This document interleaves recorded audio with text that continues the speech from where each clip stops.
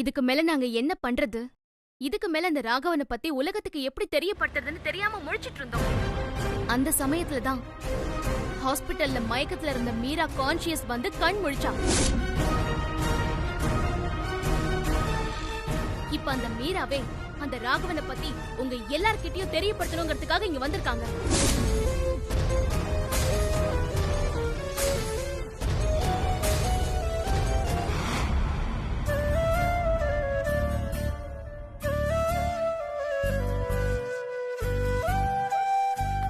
யார் நீங்க? என் பேரு மீரா. அப்படியா? மீரா, பரவாயில்லையா உடம்புக்கு? பரவாயில்ல. ஏதாவது எடுத்துட்டு வரவா? இல்ல வேண்டாம். தென்றல் அக்காவை பார்க்கணும். சரி, உள்ள போய் இருங்க. சரிங்க சார்.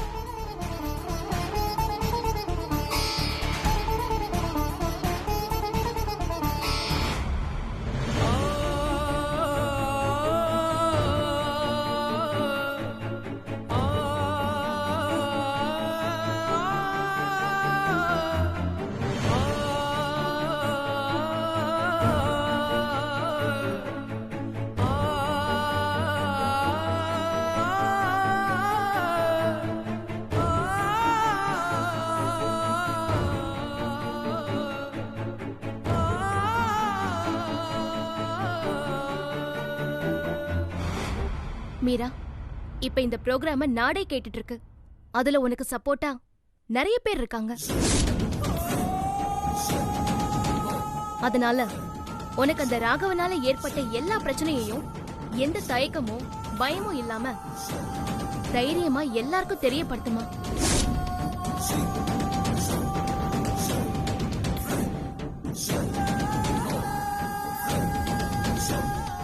என் பேரு மீரா. என் அப்பா அம்மா வசதி இல்லாதவங்க. கல்லு உடைக்கிறது, கட்டிட வேலைன்னு ரொம்ப கஷ்டப்பட்டு தான் என்னை வளர்க்குறாங்க.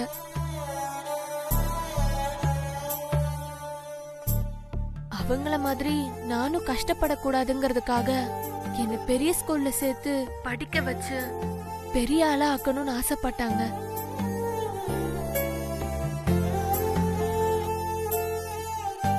ஆனா அதுக்கு அவங்க கிட்ட பணம் எல்லாம் இல்ல. எங்க வறுமைய தனக்கு சாதகமா பயன்படுத்திக்கிட்டு அந்த ராகவன் சார் அவரோட ஸ்கூல்ல என்ன ஃப்ரீயா சேர்த்துக்கிட்டாரு.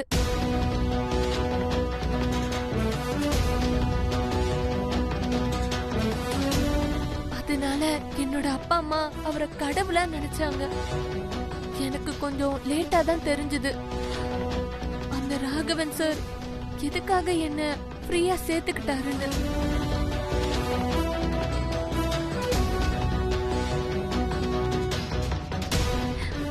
அவர் என்கிட்ட எப்படி எல்லாம் அசிங்கமா நடந்துக்கிட்டாருன்னு தெரியுமா?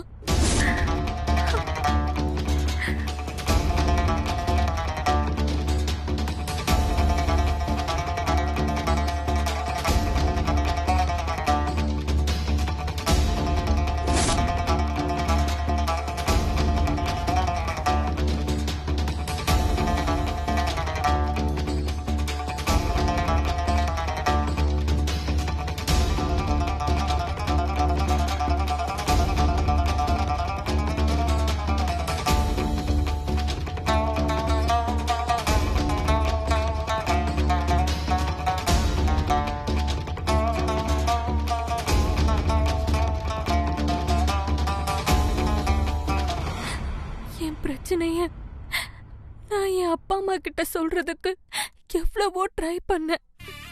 ஆனா அவங்க காது கொடுத்து கூட கேட்கல. அதான் மனசு வெறுத்து போய் நான் தற்கொலைக்கு முடிவு பண்ணேன்.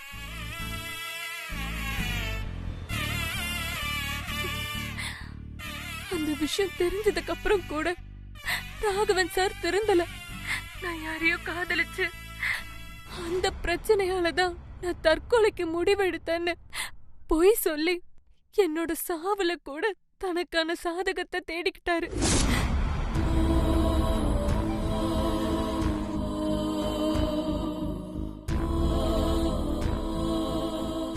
இப்படிப்பட்ட மோசமான மிருகத்தை தைரியமா எல்லார்கிட்டயும் காட்டி கொடுக்கறத விட்டுட்டு நான் தற்கொலை முடிவு எடுத்தது எவ்வளவு பெரிய முட்டாள்தனம்னு எனக்கு இப்பதான் புரியுது.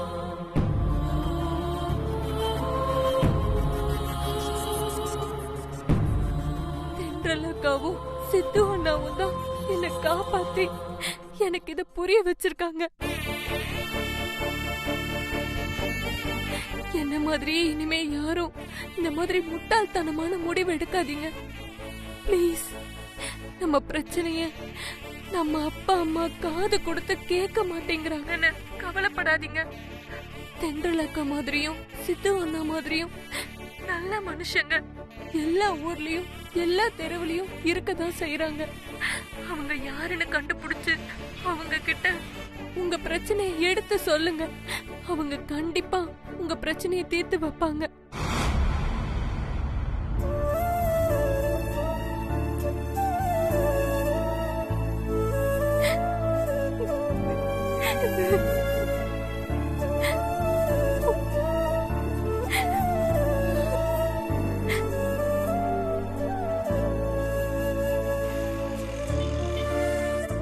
மீரா சொன்னதை எல்லாரும் கேட்டீங்கல்ல? அந்த ராகவன் மாதிரி வக்கரம் பிடிச்ச மிருகங்களால மீரா மாதிரி பாதிக்கப்பட்ட எத்தனையோ பொண்ணுங்க இந்த சிச்சுவேஷன்ல நிறைய இடத்துல இருக்கதான் செய்வாங்க. அப்படி யாராவது இருந்தீங்கன்னா உங்களோட பிரச்சனைய நீங்க யாரால பாதிக்கப்பட்டீங்கன்னு தைரியமா இப்ப இந்த ஷோல நீங்க தெரியப்படுத்துங்க. இந்த ஷோவை பொதுமக்கள் மட்டும் இல்ல, நிறைய அதிகாரிகளும் கேட்டுட்டு தான் இருக்காங்க. உங்களுக்கு நியாயம் நிச்சயம் கிடைக்குங்கிற நம்பிக்கையில இமிடியேட்டா நீங்க கால் பண்ணுங்க.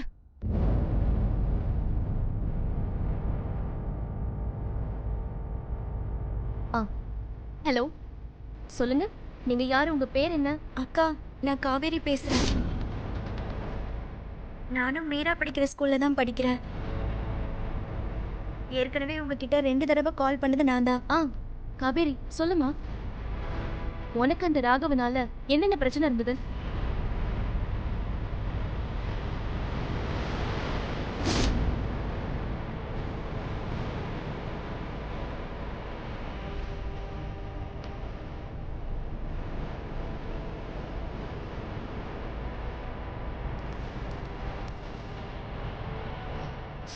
சித்து, ஒவ்வொரு காலர்ஸோட டீடைல்ஸையும் சிஸ்டம்ல ஸ்டோர் பண்ணு. ஓகே. ஹலோ ஹலோ, உன் பேர் என்னம்மா? நீ எந்த ஸ்கூல்ல படிக்கிறேன்னு சொல்லு. அக்கா என் பேரு மாலதி. நான் அம்பத்தூர் அழகம்மாள் சாமிதுரை மெட்ரிகுலேஷன்ல படிக்கிறேன். எனக்கும் எங்க பிடி மாஸ்டரால இந்த மாதிரி தொந்தரவு இருக்குக்கா.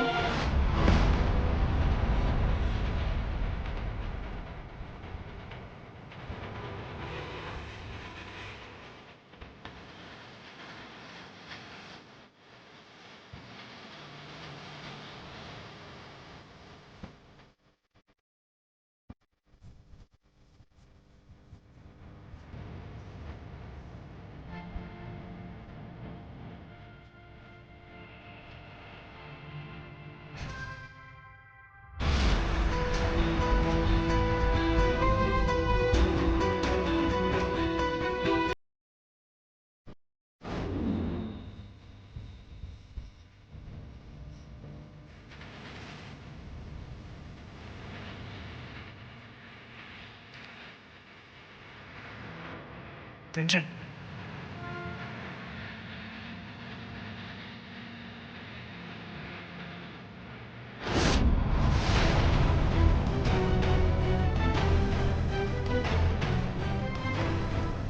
கேட்டிங்களா? இந்த கொஞ்ச நேரத்துல வேற வேற ஸ்கூல்ல இருந்து வேற வேற இடத்துல இருந்து எங்க எஃப்எம்க்கு 80 பொண்ணுங்க கம்ப்ளைண்ட் பண்ணிருக்காங்க. அவங்க எல்லாரும் டீச்சரால, பியூனால, பிடி மாஸ்டரால, சக மாணவனால, பஸ் கண்டக்டர்னால, டிரைவர்னால, சொந்தக்காரங்களால தெரிஞ்சவங்களால தெரியாதவங்களாலன்னு ஒவ்வொரு அப்பாவி பொண்ணுங்களுக்கும் ஒவ்வொரு மிருகத்தால பாலியல் தொந்தரவு நடந்துகிட்டு தான் இருக்கு.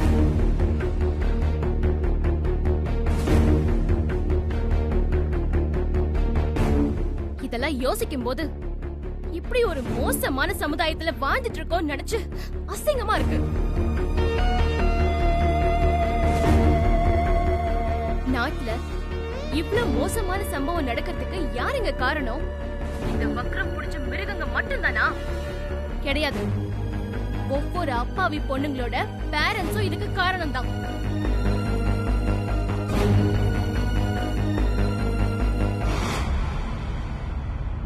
நீங்க உங்க பொண்ணுங்களுக்கு சரியான ஸ்பேஸ் கொடுக்காததுதான் காரணம்.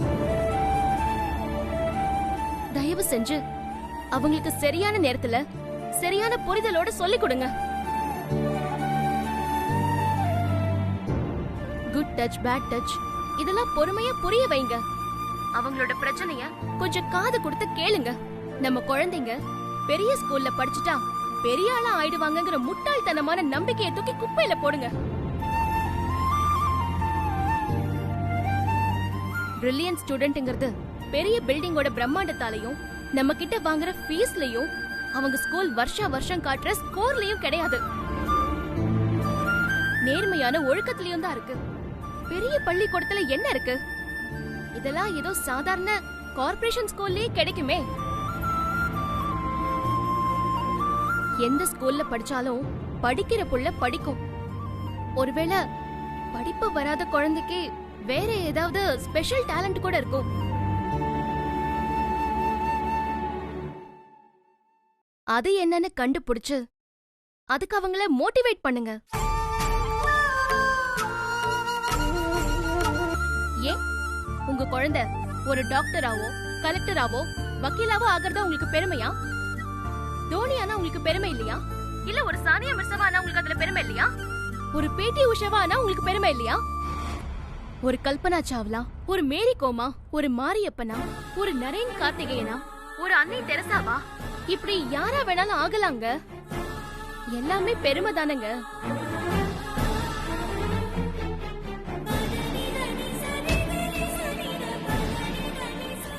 ஒரு குழந்தை 10 மாசம் பொறுமையா கருவுல தங்கி நிதானமா இந்த பூமிக்கு வரும்போதே அது பெரிய திறமைசாலிங்கிறது நிரூபிச்சிருது. இங்க ஒரு திறமை கூட இல்லாம எந்த குழந்தையும் பிறக்கிறதே இல்லங்க. அது என்னன்னு கண்டுபிடிச்சு அதுக்கு அந்த குழந்தைய தயார்படுத்துங்க.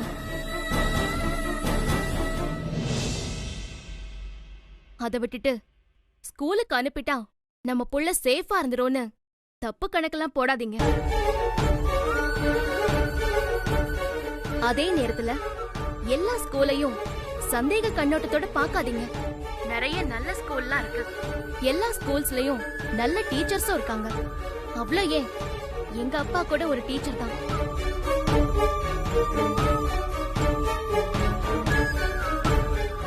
ஒரு சரியான டீச்சர் எப்படி இருக்கணுங்கிறதுக்கு உதாரணமா நான் என் அப்பாவையே சொல்லுவேன். என் அப்பா மட்டும் இல்ல, என் அப்பா மாதிரியே நிறைய நல்ல டீச்சர்ஸ் நிறைய ஸ்கூல்ல இருக்காங்க. அவ்ளோ ஏங்க, இந்த ராகவனோட ஸ்கூல்லயே பொறுப்பான நல்ல டீச்சர்ஸ்லாம் இருக்கதான் செய்வாங்க. அதே மாதிரி நிறைய ஸ்கூல்ல இந்த ராகவன் மாதிரி மிருகங்கள்ல இருக்கதான் செய்வாங்க.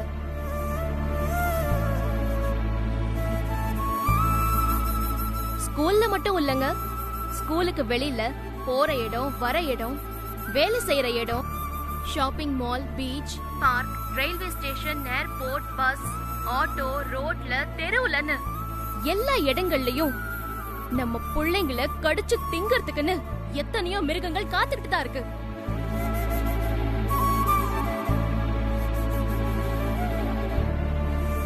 அந்த மிருகங்கள்லாம் ஏழை வீட்டு பொண்ணு, பணக்கார வீட்டு பொண்ணு, படிச்ச பொண்ணு, படிக்காத பொண்ணு, அது அழகான பொண்ணா, கருப்பான பொண்ணா, இல்ல பெரிய பொண்ணா, சின்ன பொண்ணான்னு எந்த வித்தியாசமும் கிடையாதுங்க. அதுங்களோட வக்கர பசிக்கு முன்னாடி எல்லா பொண்ணுங்களுமே ஏறதான். இந்த சூழ்நிலையில நம்ம வீட்டு தவிர பொண்ணுங்களுக்கு வேற எங்கேயுமே 100% பாதுகாப்பு இல்லங்கிறது தான் உண்மை. தயவு செஞ்சு அதை புரிஞ்சுக்கிட்டு உங்க பசங்க கிட்ட க்ளோஸா ஃப்ரெண்ட்லியா பழகுங்க. அவங்க பிரச்சனைய எந்த தயக்கமும் இல்லாம உங்ககிட்ட சொல்றதுக்கான ஸ்பேஸ உருவாக்கி கொடுங்க.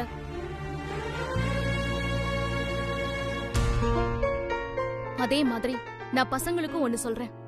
உங்க அப்பா அம்மா உங்க பிரச்சனைய காது கொடுத்து கேக்கலன்னா அழுது அடம் பிடிச்சாவது கேட்க வைங்க. அதை விட்டுட்டு தயவு செஞ்சு மீரா மாதிரி தப்பான முடிவெல்லாம் எடுக்காதீங்க. அப்புறம் பேரண்ட்ஸ் குழந்தைங்கன்னு 2 பேருக்குமே நான் பொதுவா சொல்லிக்கிற விஷயம் என்னன்னா, இந்த ராகவன் மாதிரி வக்ரம் பிடிச்ச பிசாசுங்களால பாதிக்கப்பட்ட யாரா இருந்தாலும் அத உடனே எல்லார்கிட்டயும் வெளிப்படையா தெரியப்படுத்துங்க. அவனுங்களை இமீடியட்டா எல்லாருக்கும் காட்டி கொடுங்க.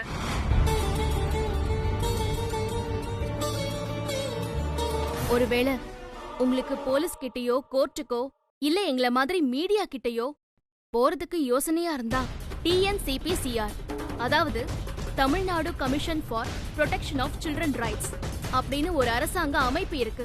இது குழந்தைங்களோட பாதுகாப்புக்காகவே உருவாக்கப்பட்ட ஒரு அமைப்பு.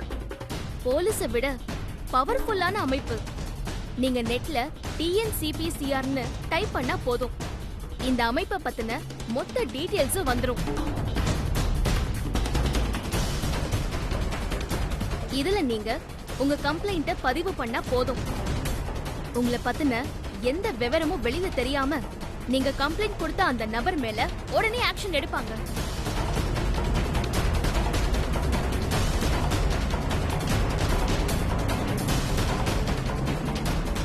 நீங்க உங்க பிரச்சனைய மத்த யார்கிட்டயும் சொல்லாம இருந்தாலும் பரவாயில்ல, அட்லீஸ்ட் இந்த TNCPCR அமைப்பு கிட்ட மட்டுமாவது சொல்லுங்க. அதை விட்டுட்டு இத நீங்க வெளியே சொன்னா அவமானம், அசிங்கம், பக்கத்து வீட்டுக்காரங்க மதிக்க மாட்டாங்க, சொந்தக்காரங்க மதிக்க மாட்டாங்கன்னு நீங்களே உங்களுக்கு பாதிப்பு உண்டு பண்ணி தப்பானவங்களை காப்பாத்திராதீங்க.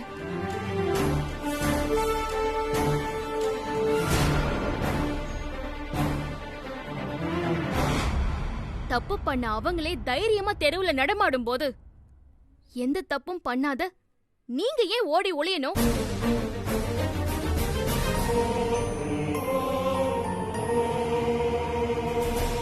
ஓடி ஒளிய வேண்டியது, அவமானப்பட்டு தலை குனிய வேண்டியது, அந்த அவமானத்தால அசிங்கப்பட்டு தற்கொலை பண்ணி சாக வேண்டியது, இது எல்லாமே அவங்கதான், நீங்க இல்ல.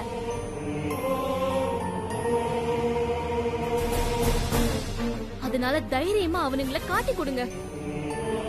இங்க நம்மள பயமுறுத்துறதுக்கும் நம்மளுக்கு பாதிப்பை உண்டாக்குறதுக்கும் அந்த ராகவன் மாதிரி 100 பேர் இருக்காங்கன்னா, நம்மளுக்கு சப்போர்ட் பண்ணி நம்மளோட கை கோக்கறதுக்கு லட்சம் பேர் இருக்காங்க.